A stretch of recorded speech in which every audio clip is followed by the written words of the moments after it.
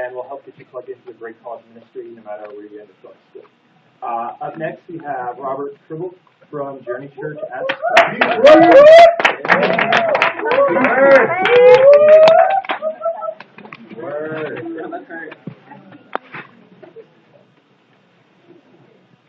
Seals in here. Can I get a woo one more time so I all over? Whenever you're ready, man. All right. Okay, don't catch me, it's funny. Okay, good to go. And so I want to try something a little different. Let's start this with a little game. Try this with your neighbor. Paper, rock. Now, I know what you filled in that last part with, but that's not going to be in this one today. We're not going to do it with scissors. We're just going to do paper covers rock. Seems redundant, doesn't it? What if I told you you could do something like that in every single day of your life and actually have some spiritual use for it with something that seems so ridiculous? Why am I talking about that?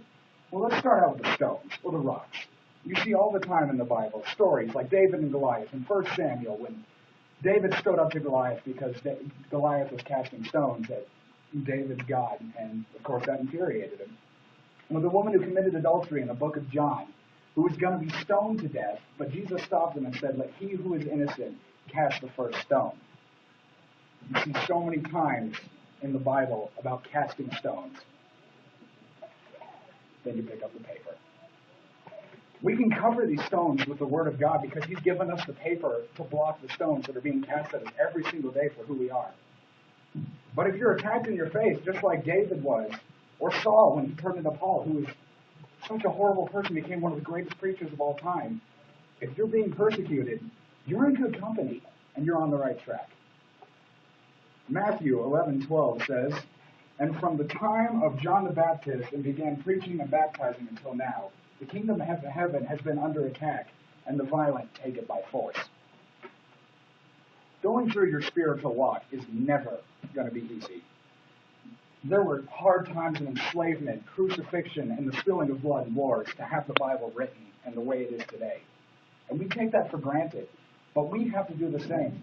We're faced with a battle every single day to choose to back up our religion and the relationship that we have with God. It's going to be a hard road, but if you're going down a hard path, it means you're on the right track.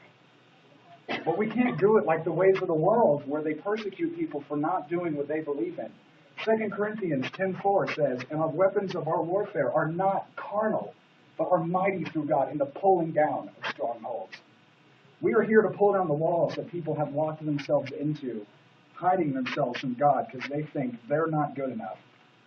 Weren't we all there at one point or another? What right does that give us to persecute them when we were in the same place? I mean, you got to stand up for these people and do something they're not expecting. I don't mean like go crazy and like charge them like, "Jesus, take the wheel." You got to be simple and in the range of reasonality. If you'll turn to me to my next verse, which is in the book of Ephesians, chapter 5, verse 31. If the person next to you doesn't have a Bible, you may not smack them with yours.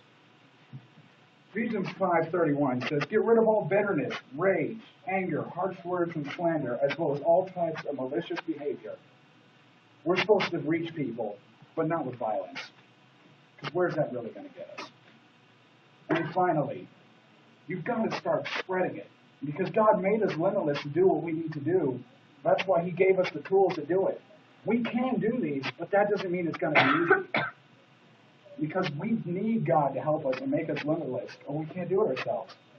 In Ephesians 4, verse 20, "Now glory be to God and His mighty power at work within us. He is able to accomplish infinitely more than we would ever dare and ask or hope for." If God made us able to do all this by ourselves, why would we need Him? Why would we need God if we could just do this ourselves and we were limitless on our own? If you don't need God, what kind of life is that?